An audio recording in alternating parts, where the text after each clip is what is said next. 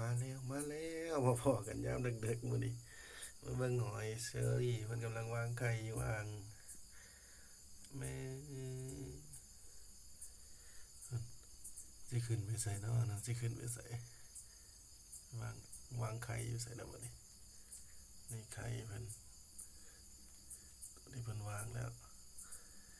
นี่กำลังสิวางไข่มื้ออื่นนี่เต็มเลยอืมเป็นอ่างหอยเพิ่นนี่ก็ยินแม่นึงบ่เคยเห็นนี่เบิ่งเอาได้อพี่น้องผู้ค้าก็บ่เคยเห็นคือกันหอยเชอรี่วางไข่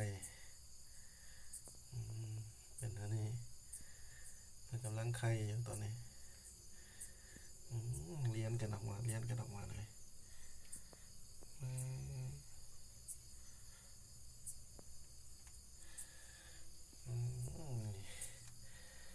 เหี่ยวน้ำก็มีเนาะ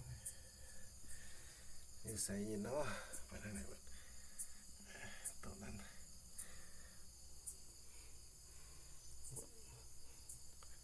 สีทองสี